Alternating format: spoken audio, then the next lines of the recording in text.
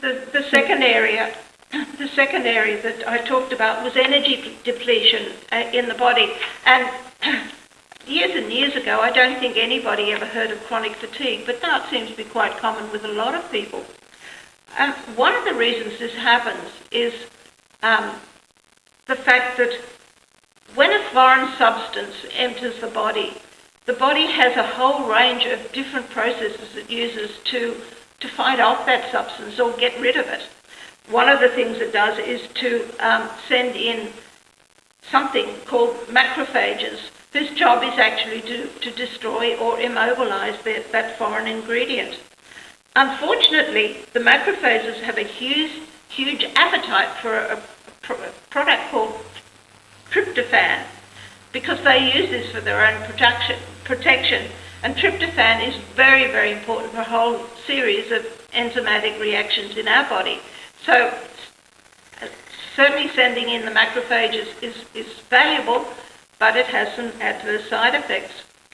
Now, just mounting a campaign to get rid of all these poisons takes a lot of energy, and it takes away the energy we use just for normal living processes like breathing and cell repair.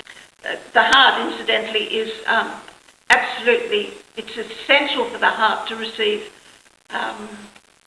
supplies of sulfate, because sulfate is required to keep the heart beating.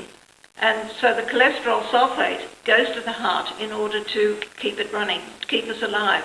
So it fulfills an incredibly important function. Okay. The fourth reason is that carrying a lot of weight takes a lot of energy. It's very, very difficult to carry around excess kilograms. Now, the weight build-up occurs for a number of different reasons. The first is because we lack serotonin, and serotonin actually helps us to control our appetite. The second thing is that when the cytochrome P450 enzymes aren't present, fat isn't digested properly.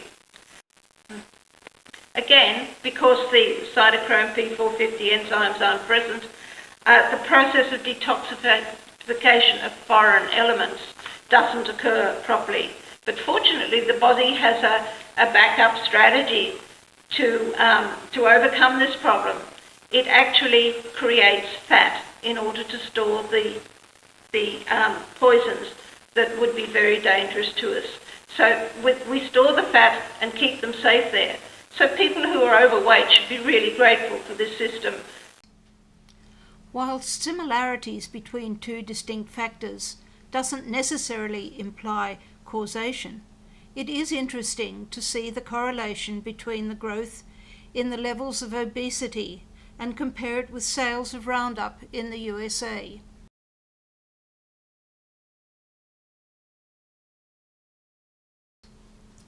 The diagrams that follow summarize the discussion about the link between glyphosate, the major ingredient in Roundup, and the manner in which the body functions are overstressed. Because the body has to deal with toxic substances such as Roundup in addition to carrying out normal body functions, there is insufficient energy generated to carry out all the needed body activities.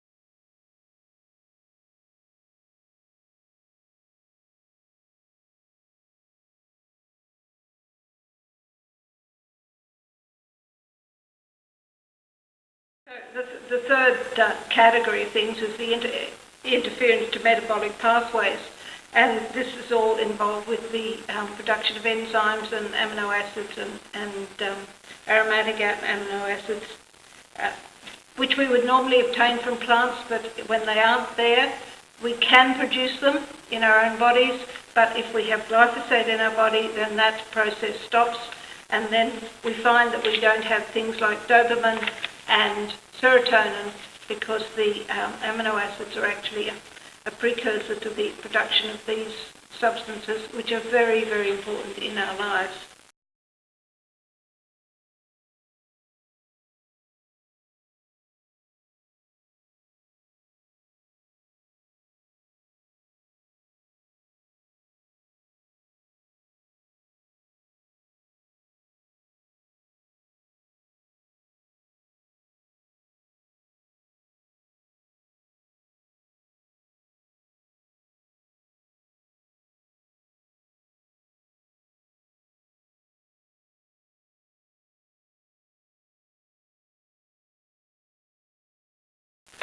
Okay, now the next one is brain function disturbance. What happens in the gut is actually communicated to the brain.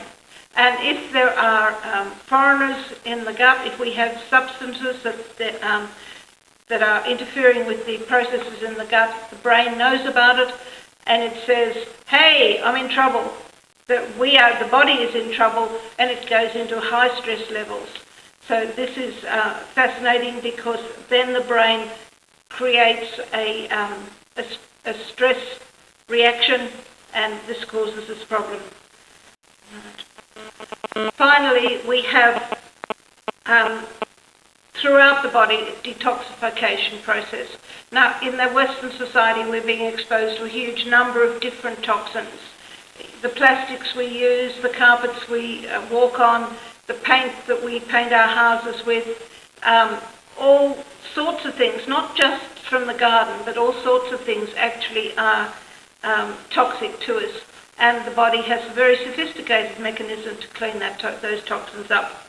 The liver's job is to produce bile, and the bile's job is to help clean up the cells, or the contents of the cells. And of course, all the time you've got things going on. You've got manufacturing of different substances going on with byproducts, and these have to be eliminated. Now, glyphosate actually interferes with the elimination of those toxic poisons. They then hang around the body, in the cells, in between the cells, in the liver, in the bloodstream, and in the fat, of course.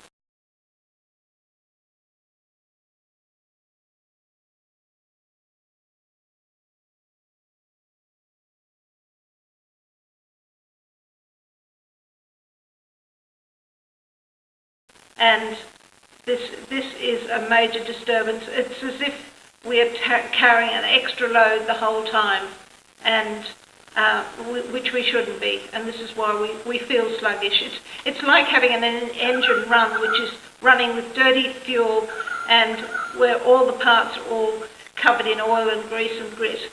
That's how our body is operating. That sounds an awful lot like my car. That's probably just like your car. And one of the more poisonous chemicals whose name you'll recognise is formaldehyde, which is an intermediate step in the production of formate. And it actually, formaldehyde, is used to keep things in glass jars for decades and stop them rotting. So we actually have a formaldehyde factory in our bodies, which is not a very good way to live.